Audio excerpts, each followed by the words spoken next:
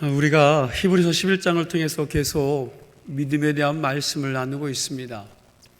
여러분, 성경에 나오는 믿음의 사건들을 보면 인간의 생각으로는 어느 것 하나 쉽게 이해되고 흔쾌히 믿겨지지 않는 사건들이 얼마나 많은지 모릅니다.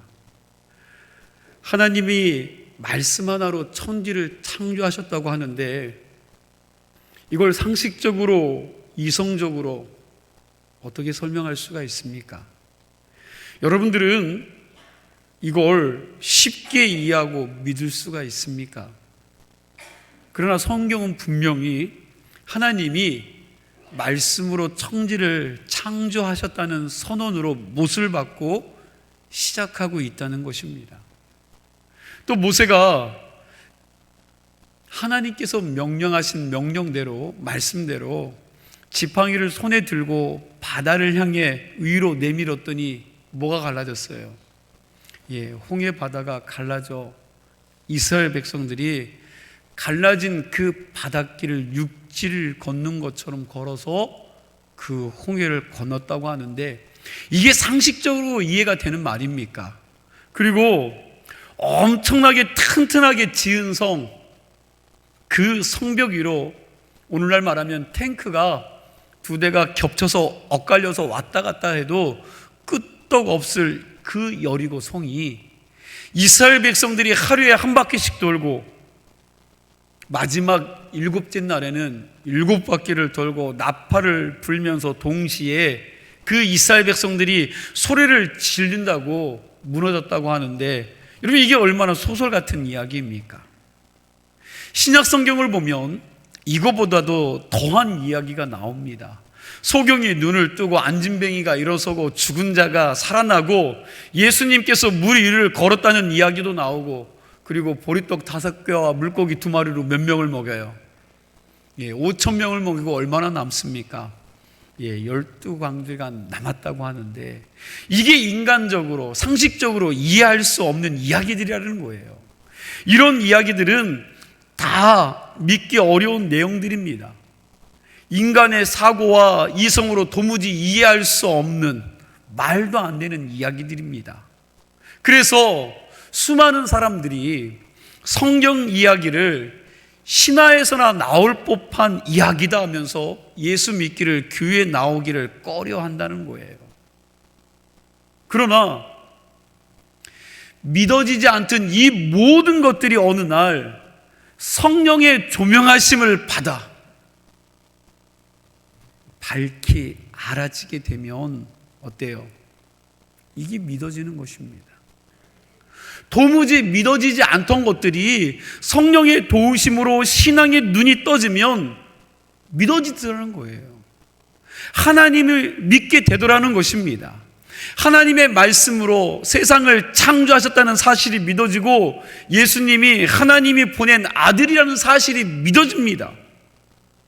인간의 얄팍한 이성과 사고, 제한된 경험에 비추어 볼 때는 하나도 믿어지지 않던 것들이 하나님의 성령이 우리 안에 임하니까 믿어지고, 그리고 하나님의 그 말씀이 내 심령 속에 능력으로 나타나게 되더라는 것입니다. 이게 바로 믿음입니다. 그래서 우리는 도대체 이 믿음이라는 게 무엇인가 더 궁금해질 수밖에 없는 겁니다. 바라기는 우리가 히브리서 11장 말씀을 묵상해 가면서 우리의 믿음이 더 확고한 믿음이 되어, 믿음은 바라는 것들의 실상이요 보지 못하는 것들의 증거라는 이 말씀이 저와 여러분들에게 믿어지게 되기를 간절히 소망합니다. 오늘은 우리 믿음의 조상 아브라함에 대한 믿음에 대해서 말씀을 나누겠습니다. 아브라함의 믿음은 어떤 믿음인지 오늘 말고도 한 2주 정도 더 말씀을 나눠야 될 것 같습니다. 아브라함은 온전히 하나님을 믿은 사람이었습니다. 창세기 15장 6절 말씀을 보니까 이렇게 말씀하는데 우리 함께 읽어볼까요? 창세기 15장 6절 말씀 함께 있습니다. 아브라함이 여호와를 믿으니 여호와께서 이를 그의 의로 여기시고. 아멘. 아브라함이 여호와를 믿으니 여호와께서 이를 뭘로 이겼다고요? 의로 여기시고 그랬는데, 이 말은 하나님이 아브라함의 믿음을 인정해 주셨다는 거예요. 그럼 하나님이 인정한 믿음, 하나님이 의로 여기실 만한 믿음을 가진 아브라함의 믿음이 어떤 믿음이었습니까? 여러분, 어떤 믿음이었을까요? 첫째, 아브라함의 믿음은 갈 바를 알지 못하고 나아간 믿음입니다. 8절 말씀, 오늘 본문 말씀 함께 읽도록 하겠습니다. 8절 말씀입니다.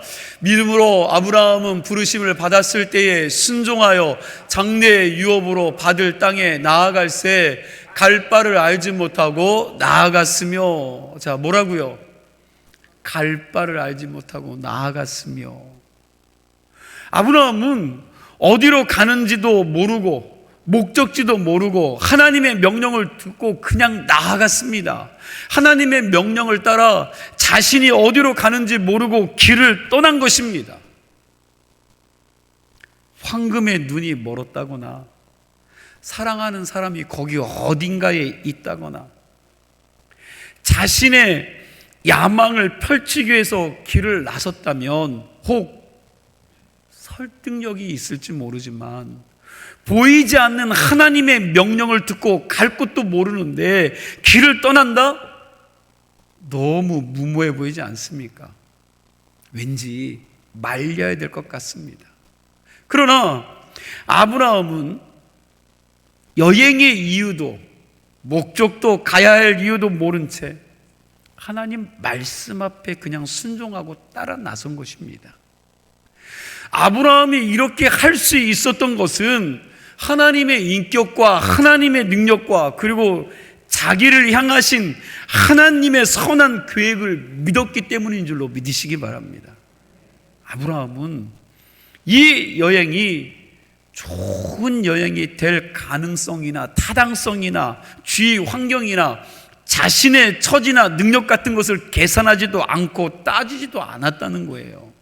오직 하나님의 신실하심과 하나님의 능력과 하나님의 선하신 계획만을 믿었던 사람입니다.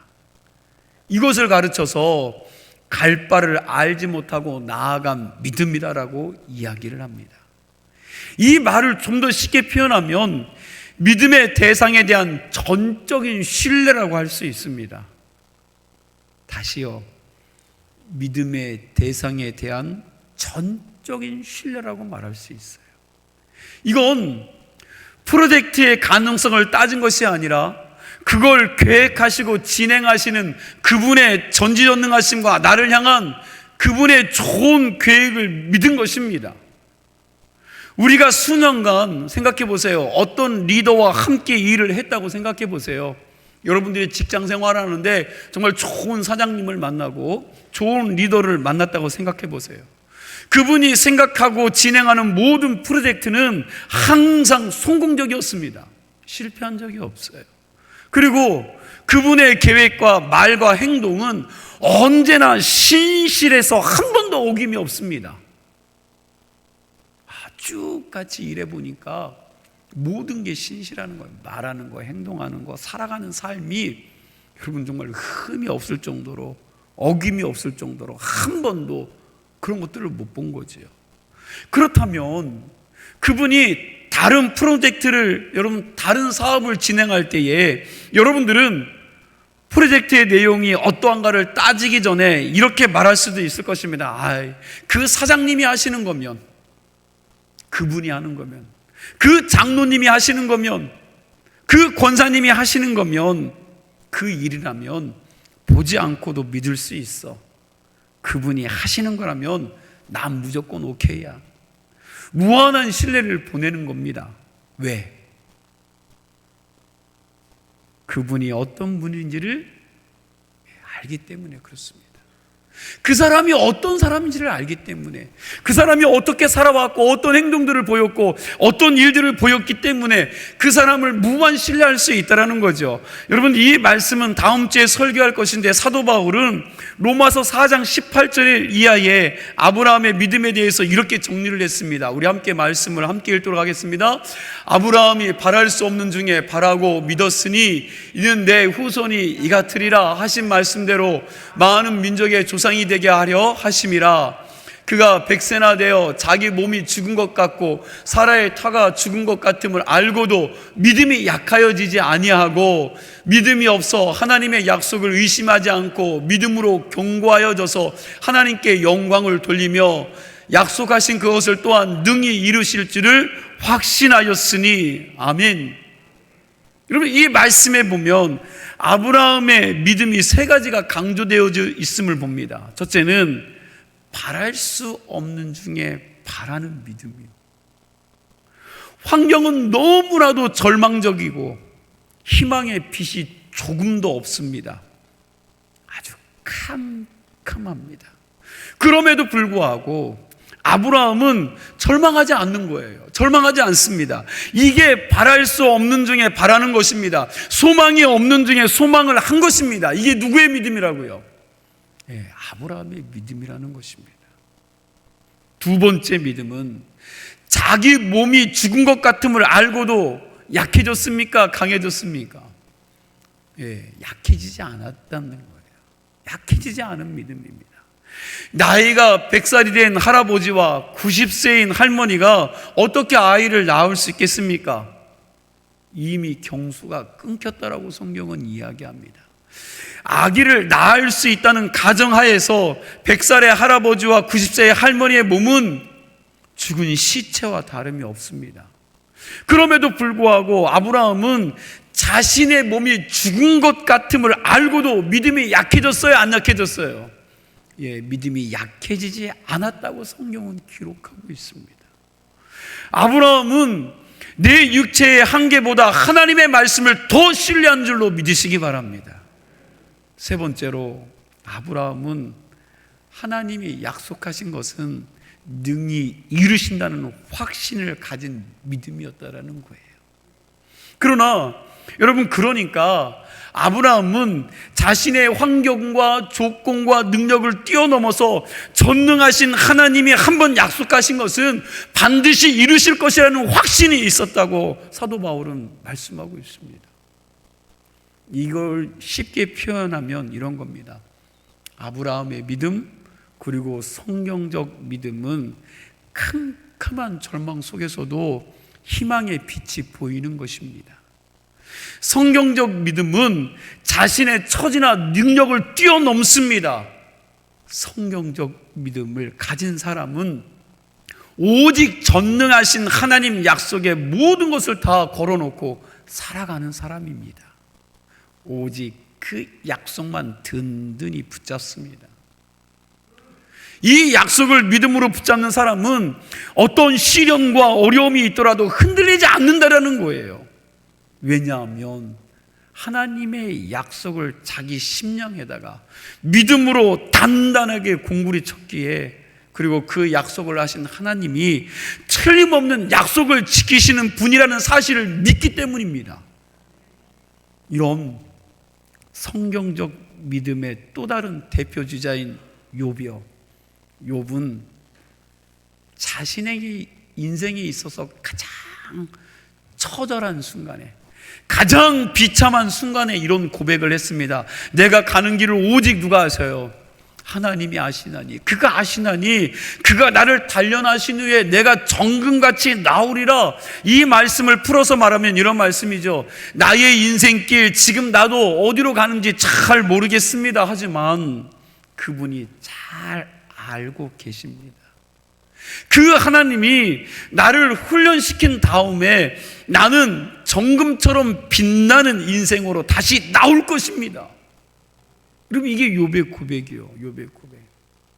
나는 잘 모르지만 그분이 이런 과정, 비참하고 처참한 길을 가게 하시는 건 나를 좀 빚어서 더 거룩한 존재로, 나를 빛나는 존재로 만드시기 위해 이 풀무불 속에 넣는 겁니다라고 고백하는 거죠. 사도 바울도 여러분 수많은 시련과 어려움을 당하면서 하나님을 사랑하는 사람들 곧 그 뜻대로 부르심을 입은 사람들에게는 하나님은 모든 것을 합해서 가장 좋은 것을 만들어 가신다라고 그는 말씀을 통해 고백합니다. 고통이나 시련이나 아픔이나 실패나 사업에 부도난 것이나 그리고 몸에 병든 것이나 이 모든 것들을 다 합해서 하나님께서는 가장 좋은 것을 만들어 내시는 분이 하나님이라는 거예요. 아브라함의 갈 바를 알지 못하고 나아간 믿음, 욥의 정금 같은 믿음, 사도 바울의 모든 것이 합력해서 선을 이루는 믿음을 우리가 상속받았습니다. 저와 여러분이 우리 믿음의 선배들에게 정말 위대한 믿음을 유산으로 상속받았다는 것입니다. 여러분 이 사실을 믿으십니까? 그러므로 삶이 아무리 어렵고 힘들더라도 우리는 포기해서는 안 됩니다. 앞이 캄캄해서 보이지 않는다 해도 결코 낙심하지 마시기 바랍니다. 환경과 조건을 뛰어넘어서 역사하시고 변치 아니하시는 그 하나님의 약속의 말씀을 든든히 붙잡고 버티시기를 부탁드립니다. 여러분 요즘 운동선수들이 이런 말을 많이 한대요. 이겨내. 여러분 자기들끼리 운동하다가 지치면 그렇게 이야기하는 거예요. 이겨내라는 겁니다. 버티라는 거죠. 여러분 이 말을 잘 쓴다는 거예요. 이 말의 결론은 뭐예요? 잘 버텨야 한다는 거죠. 무슨 말입니까? 말씀을 붙들고 버티다 보면 이겨낸다는 것입니다. 시련과 역경 속에서도 하나님의 약속의 말씀을 굳게 붙잡고 끝까지 버텨야 한다는 거예요. 버티다 보면 하나님의 때가 되면 그 약속이 반드시 이루어지리라 믿습니다. 하나님은 어느 누구에게나 인생의 청사진을 모두 보여주신 적이 없어요. 그러하기에 우리는 그저 한 걸음 한 걸음 걸어가는 것입니다. 그렇게 걸어가다 보면 때로는 앞에 가는 길이 깜깜해서 보이지 않을 때도 있습니다. 그럼에도 불구하고 우리가 믿음으로 한 걸음 한 걸음 걸어서 지금 여기까지 온 거 아닙니까? 여러분들이 알고 지금 여기까지 오셨습니까? 아니요. 한 걸음 한 걸음 하루하루 살아가다 보니까 지금까지 온 거예요. 갈 바를 알지 못하고 나아가는 믿음, 이 믿음 쉽게 표현하면 나의 길을 인도하시는 그분만을 전적으로 신뢰하는 믿음을 가리키는 말입니다. 이게 믿음의 조상 아브라함의 믿음이었습니다. 오늘 여러분과 저에게도 이런 믿음이 있어지기를 축원합니다. 그렇게 걸어갔더니 그 하나님이 지키시는 거예요. 두 번째, 아브라함의 믿음은 영원한 순례자의 믿음입니다. 우리 9절에서 10절 말씀, 오늘 본문 말씀 함께 읽도록 하겠습니다. 함께 읽습니다. 믿음으로 그가 이방의 땅에 있는 것 같이 약속의 땅에 거류하여 동일한 약속을 유업으로 함께 받은 이삭 및 야곱과 더불어 장막에 거하였으니 이는 그가 하나님이 계획하시고 지으실 터가 있는 성을 바랐습니다. 아멘. 아브라함은 고향을 떠난 뒤 평생을 뭐처럼 살았어요? 여러분 나그네처럼 살았다고 성경은 말합니다. 하나님이 약속하신 땅에서 살면서도 단 한 번도 그 땅에 뿌리를 내릴 생각을 해본 적이 없습니다. 9절 말씀에 보면 약속의 땅에 거류하여라고 말씀하고 있어요. 거류라는 말은 잠시 체류한다는 뜻입니다. 잠시 머문다는 거예요. 그리고 장막에 거했다라고 그랬는데 장막이 뭡니까? 오늘날로 말하면 텐트죠. 텐트. 천막입니다. 임시 거주하는 거처입니다. 나무 기둥 몇 개 세우고 거기에 넓은 천을 덮으면 그게 뭐가 돼요? 천막이 되는 거죠. 아주 짓기도 쉽고 거두어 들이기도 쉬운 그런 임시 숙소가 장막입니다. 아브라함은 하나님이 약속한 땅에다가 자기 집을 짓고 둥지를 틀지 않았다라는 거죠. 돈 벌고 높은 자리에 오르는 것 생각하지도 않았습니다. 하나님께서 거기에 잠시 머물라는 말씀대로 임시 거기를 거처로 거류하고 있었던 것입니다. 그렇기에 거기서 살다가 자기 안에 사라의 묘자리 하나 만들어서 장례를 치르고 자기도 호련히 어느 순간에 세상을 떠나 천국으로 간 것입니다. 아브라함의 인생의 궁극적인 목적은 이 땅이 아니었다는 겁니다. 가나안 땅은 더더욱도 아니었습니다. 아브라함의 순례의 길의 목적지는 천성, 곧 하나님 나라였음을 믿으시기 바랍니다. 그래서 10절 말씀을 보니까 이는 그가 하나님이 계획하시고 지으실 터가 있는 성을 바랐음이라 그랬습니다. 아브라함의 표현대로 하면 사람이 짓지 않은 집, 하나님께서 친히 설계하시고 지어주신 그 집, 그 도성입니다. 하나님의 집, 천국을 바라보고 순례자 삶을 산 거예요. 저는 이 시간 여러분들에게 좀 도전하고 싶습니다. 여러분 예수 왜 믿으십니까? 여러분 예수 왜 믿으세요? 왜 하나님을 찾으십니까? 왜 그렇게도 열심히 주의 일들을 감당하십니까? 하나님께 잘 보여서 복받기 위해서입니까? 많은 사람들 앞에서 떵떵거리면서 살고 싶어서 하나님의 능력이 필요해서 하나님을 찾고 있습니까? 그렇다면 여러분들의 신앙의 목표는 잘못된 겁니다. 인생은 공수래 공수하라고 말을 하죠. 빈손 들고 왔다가 빈손으로 가는 것이 인생이라는 말입니다. 결국 우리 모든 인생들은 다 놓고 떠나야 합니다. 여기 늙지 않은 분들 계실까요? 평생 나는 늙지 않습니다라고 이야기할 분이 있습니까? 나는 죽지 않을 것이다라고 이야기할 분이 여기에 있습니까? 이걸 알고 있음에도 우리는 어리석게도 이 땅에서 다 사라질 구름 같은 것들을 잡으려고 몸부림치고 살아갑니다.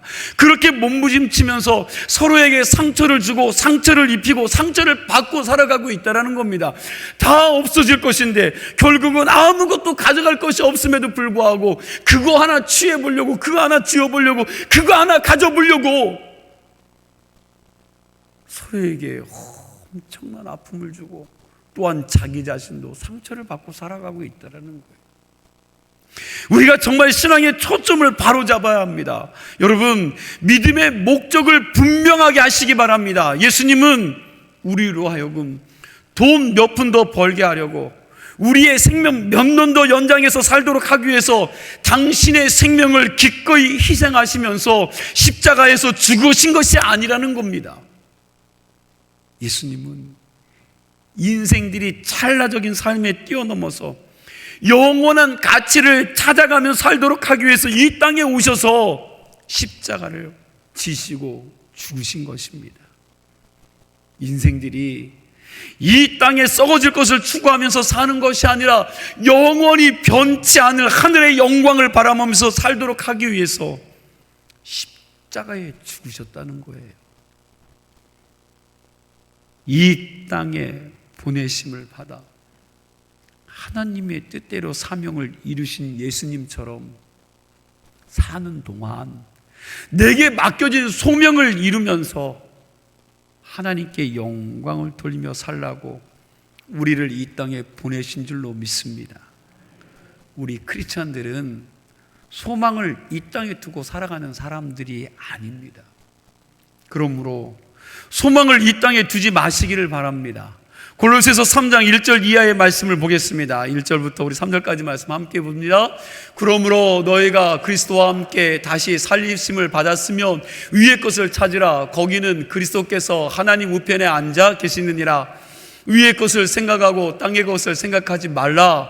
이는 너희가 죽었고 너희 생명이 그리스도와 함께 하나님 안에 감춰졌습니다. 아멘. 바라기는 우리가 우리의 삶의 종착지가 어디인지를 바로 알고 영원한 천국을 소망하며 순례자의 믿음을 가지고 살아갈 수 있기를 축원합니다. 마지막 세 번째, 아브라함의 믿음은 영광의 하나님이 찾아오심으로 시작되어졌다는 거예요. 하나님이 찾아오심으로부터 여러분 시작되어졌다는 겁니다. 우리 사도행전 7장 2절에서 4절 말씀을 함께 읽도록 하겠습니다. 함께 읽습니다.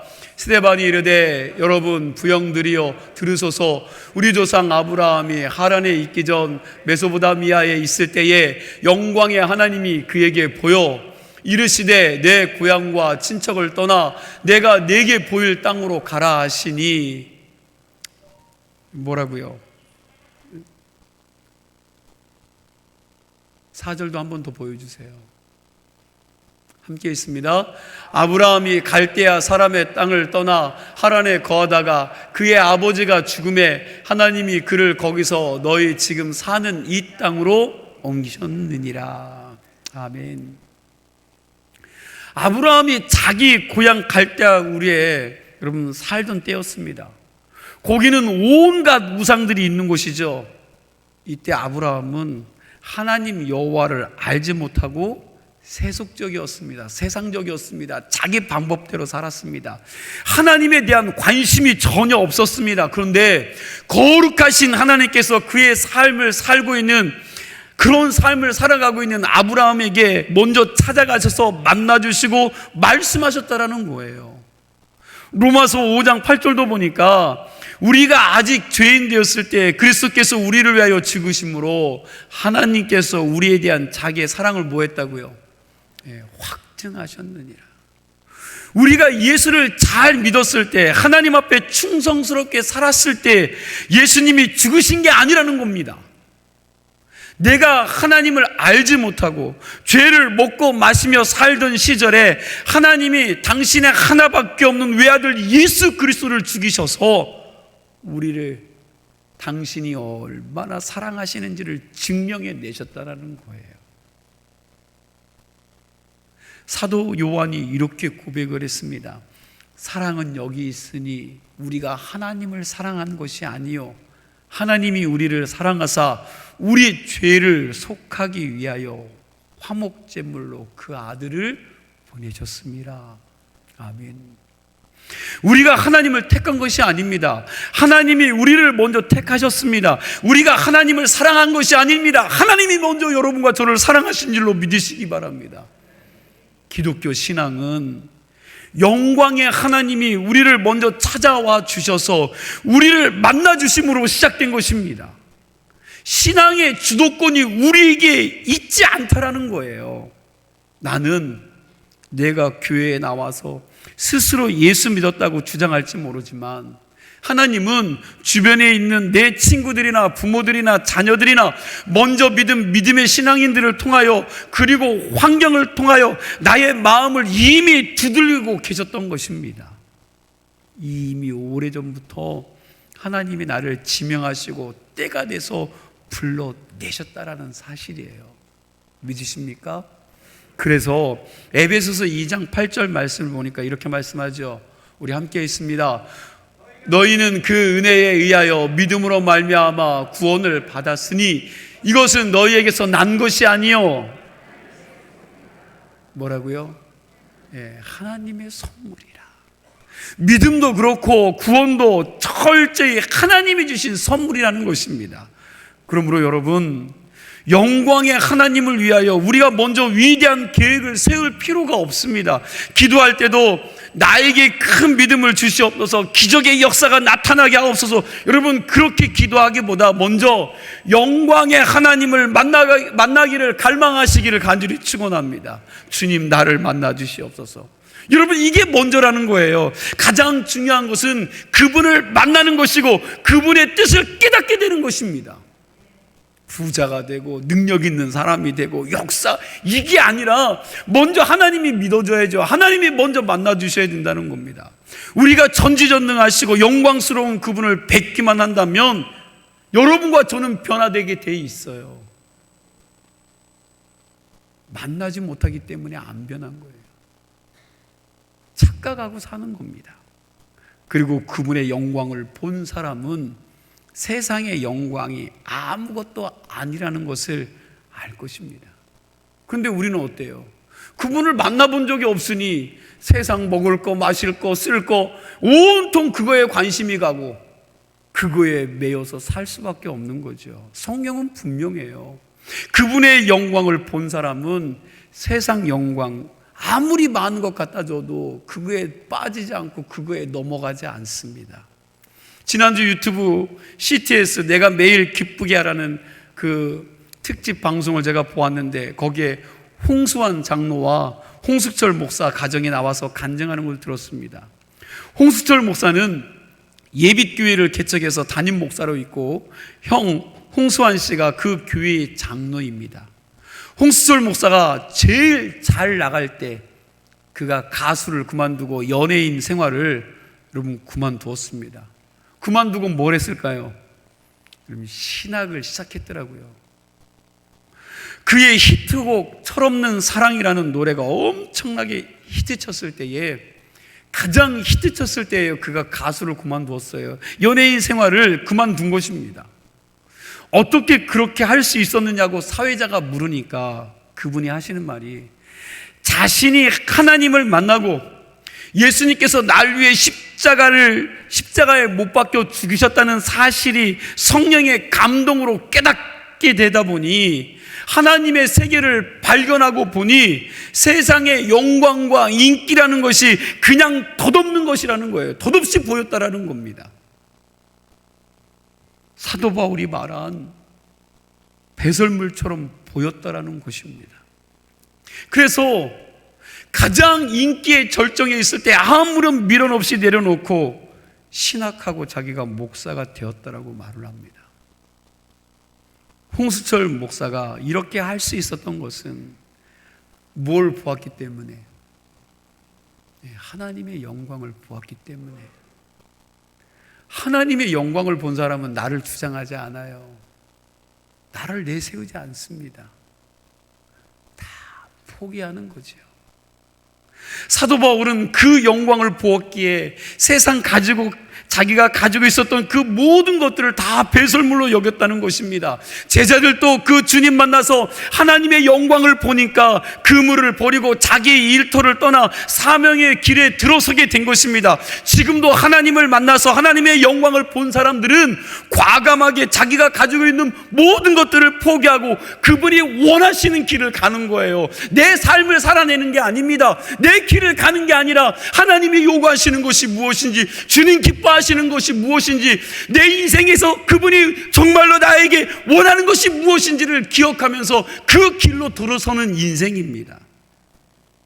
그 영광을 본 사람은 아브라함처럼 갈 바를 알지 못해도, 그리고 앞길이 캄캄해도 하나님께서 지시할 그 길로 들어서서 당당하게 걸어가는 줄로 믿습니다. 벌써 2023년도가 두 번째 달이 되었죠. 여러분, 우리가 1월 달에 신년 부흥성회를 할 때 준비할 그릇에 대해서 말씀을 들었는데, 그때에 24시간 중에 1시간이라는 그릇을 준비해서 하루에 1시간을 구별해서 하나님 앞에 무릎 꿇고 기도하는 시간을 내라고 하셨는데, 여러분 내시고 계십니까? 꼭 기도하는 시간을 잘라서 구별하여 들으시고 하나님 만나기를 갈망하시기 바랍니다. 이사야서 55장 6절 말씀 함께 봅니다. 너희는 여호와를 만날 만할 때 찾으라, 가까이 계실 때 그를 부르라. 예레미야 29장 12절과 13절도 함께 있습니다. 너희가 내게 부르짖으며 내게 와서 기도하면 내가 너희들의 기도를 들을 것이요, 너희가 온 마음으로 나를 구하면 나를 찾을 것이요 나를 만나리라. 아멘. 여러분, 이렇게 말씀하고 있지 않습니까? 여러분, 기도하는 것도 다 때가 있습니다. 지금 이 시대는 기도해야 될 때입니다. 많은 사람들이 신앙생활을 하면서 하나님이 주시는 진정한 평화를 누리지 못하고 위장된 가짜 평안을 가지고 살아가는 경우가 많습니다. 내 속에 정말 하나님이 주시는 평안이 있습니까? 여러분 질문해 보세요. 여러분 자신들에게. 혹시 세상적인 편안으로 하나님의 평강을 대신하고 있지는 않습니까? 내 속에 정말 하나님의 은혜가 있습니까? 이걸 확인하시고 살아야 된다는 거예요. 내 속에 있어야 될 그 하나님의 은혜와 하나님의 주시는 평강이 없으면 여러분 가난한 마음 가지고 주님 앞에 좀 엎드리시기를 부탁드립니다. 그리고 그 하나님 앞에 내 속에 있어야 될 하나님의 은혜와 평강은 없고 그냥 세상적인 욕심과 자기 고집으로 꽉 찬 내 모습을 보았다면 하나님 앞에 가난한 심령을 달라고 좀 애통할 수 있는 성도들이 되시기를 부탁드립니다. 하나님, 내 속에 있어야 될 하나님의 은혜와 사랑은 없고 그저 세상 욕심과 돈 욕심과 하나님 내 고집, 평생 살아온 내 고집으로 가득한 나를 불쌍히 여겨주시고 고쳐주시고 나를 하나님의 사람으로 회복시켜 주시옵소서. 그렇게 기도할 때 하나님은 그런 사람을 만나주시고 위로해 주실 줄로 믿습니다. 전도하도요, 전도도 때가 있어요. 내 옆에 건강하게 멀쩡하게 살았던 사람이 어느 날 갑자기 떠날 수도 있으니 우리가 기회를 놓치지 말아야 합니다. 여러분, 전도하는 것과 회개하는 것, 기도하는 것도 다 때가 있습니다. 바라기는 저와 여러분이 때를 놓치지 않는 신앙인들이 되시기를 바랍니다. 때를 놓치지 않는 신앙인은 하나님의 영광을 보게 되리라 믿습니다.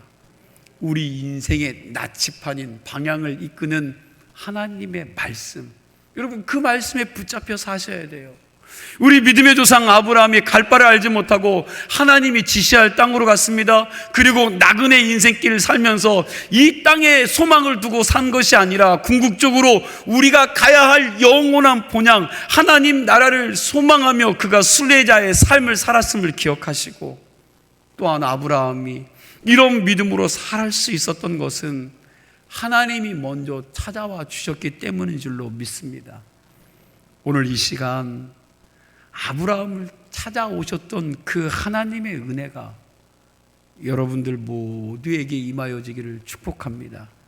계속해서 증거되어지는 하나님의 말씀을 통해서 나의 믿음을 다시 점검하고 영적인 초점을 바로잡을 수 있는 은혜가 있기를 주님의 이름으로 축원합니다. 기도하겠습니다.